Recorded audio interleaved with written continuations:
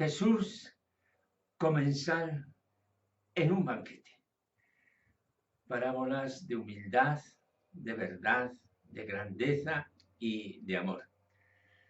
Homilía para el domingo 22 del tiempo ordinario en el ciclo C del año litúrgico, leyendo el Evangelio según San Lucas. Estamos en el capítulo 14, los versículos 7 al 14.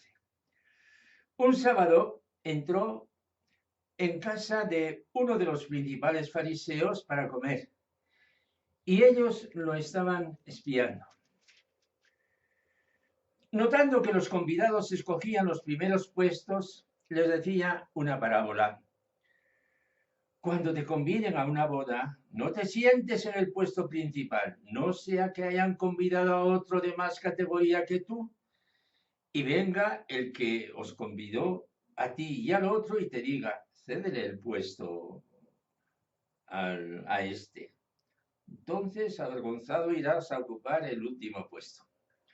Al revés, cuando te conviden, vete a sentarte en el último puesto, para que cuando venga el que te convidó te diga, amigo, sube más arriba. Entonces quedarás muy bien ante todos los comensales. Porque todo el que se enaltece será humillado, y el que se humilla será enaltecido. Y dijo al que lo había invitado, cuando des una comida o una cena, no invites a tus amigos, ni a tus hermanos, ni a tus parientes, ni a los vecinos ricos, porque corresponderán invitándote y quedarás pagado. Cuando des un banquete, invita a pobres, lisiados, cojos y ciegos. Y serás bienaventurado, porque no pueden pagarte. Te pagarán en la resurrección de los justos. Palabra del Señor.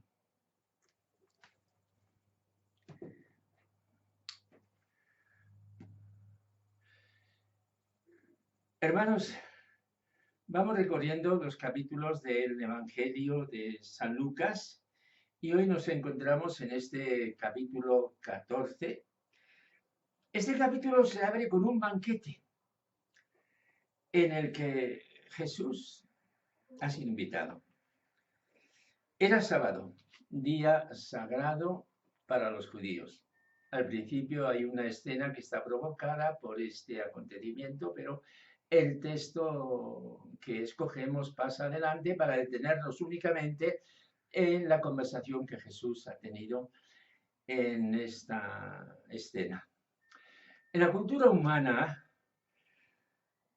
según todos los pueblos, según los tiempos, el banquete ha dado mucha inspiración y mucha creación. En un banquete pasan muchas cosas en torno a una buena comida y a una buena compañía. Los estudiantes del Evangelio saben que es un tema importante este tema específico de las comidas de Jesús. Las comidas antes de la Pascua, la comida, cena de la Pascua y las comidas después de la resurrección. Porque aquí Jesús se manifiesta como aquel que invita a un banquete. La Eucaristía es un banquete y la vida cristiana es un banquete. Y los estudiantes de filosofía y de literatura saben que hay una célebre obra de la antigüedad, bellísima, titulada El banquete de Platón. Los profesores de filosofía suelen decir a los alumnos, a ver si me hacéis un trabajo sobre esta obra. ¿De qué se trata?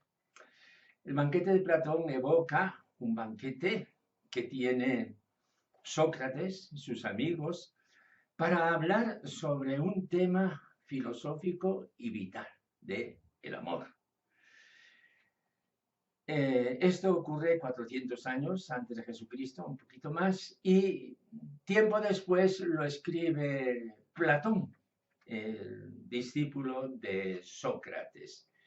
Y cada uno da su opinión sobre lo que es el amor. No es nuestro tema, sino es una simple evocación de que el banquete propicia muchas conversaciones. El banquete es un signo de amistad. Hoy tenemos pues este evangelio que nos remite a una sala de banquete de un fariseo principal. Es un banquete importante. Y en este banquete vamos a escuchar diversos dichos de sabiduría. La elección del puesto en el banquete y la invitación a los pobres. Y luego viene la parábola de la gran cena, que hoy no la escuchamos. La sección del Evangelio se centra en las enseñanzas que Jesús da a propósito de lo que ha sugerido este banquete. No sería una buena interpretación si dijéramos simplemente que Jesús, como un doctor moralista, aprovecha la ocasión para dar unas puntadas de sabiduría. No. En realidad Jesús nos está hablando del reino de Dios, que es el centro de su predicación.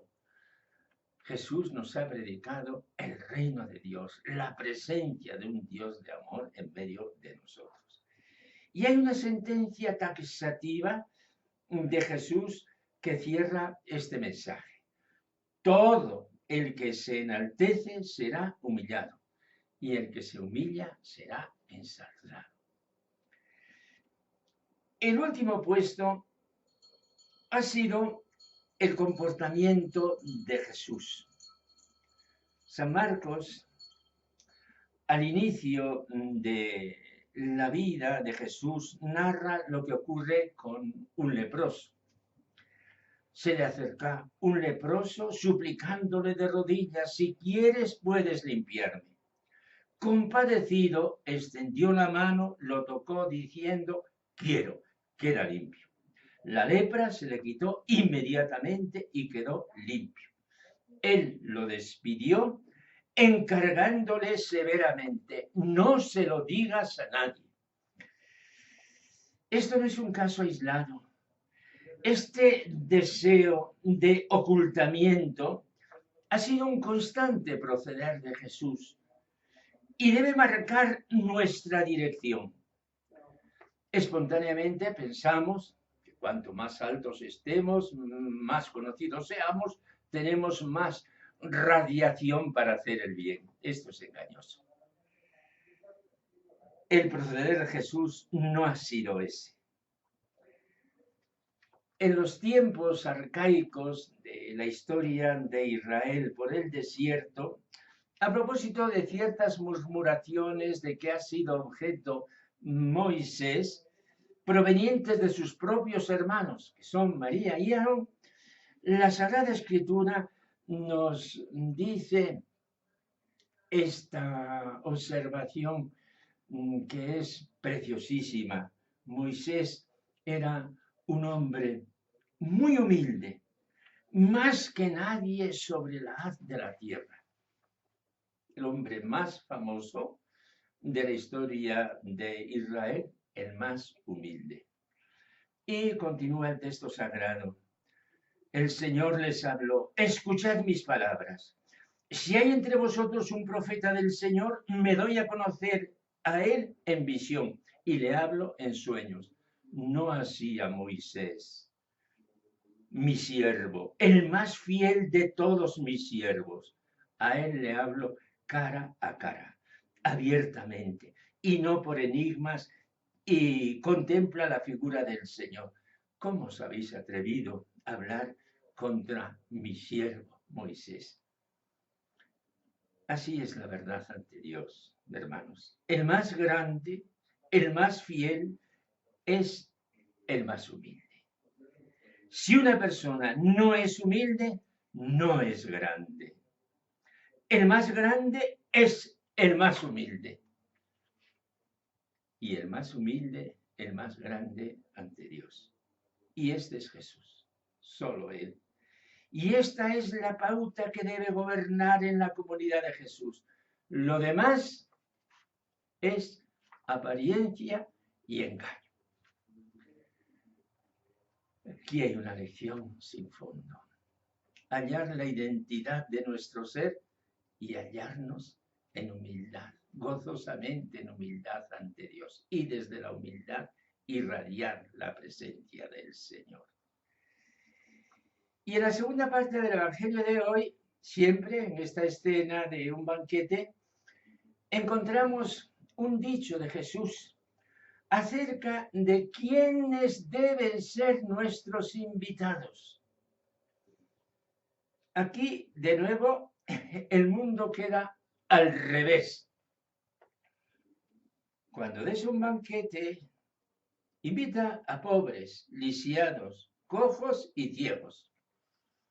Y serás bienaventurado, porque no te lo pueden pagar. Te pagarán en la resurrección de los muertos. 4 personas indigentes que no pueden correspondernos. Jesús nos está poniendo al vivo la comunidad que él ha vivido y la comunidad en la cual se halla a gusto, la comunidad que desea. Los pobres son los amigos de Jesús, los lisiados, los cojos, los ciegos. Estos son la gente que yo tengo que invitar, a cuya puerta he de acudir. Claro, hermanos, que si uno bien lo piensa, por muy alta condición que uno tenga o por títulos que uno haya adquirido, al final se encuentra que soy un pobre del Señor. En cuanto pobre del Señor, sí me pueden invitar. Esta forma de hablar de Jesús tiene que dar un tono a la Iglesia. Lo mismo que a nuestras comunidades y a los que de alguna manera tenemos, pues por nuestra predicación, por otras condiciones, un cierto influjo en medio de la comunidad de Jesús.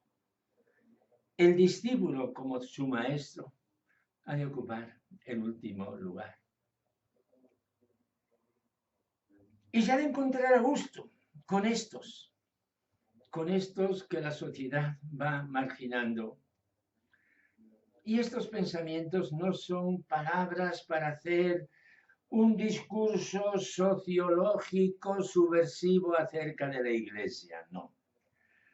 No hacemos un discurso sociológico, sino que estamos haciendo un discurso teológico. Se trata del valor de los humildes ante Dios, de aquellos a quienes con una palabra sagrada podemos llamar los pobres del Señor.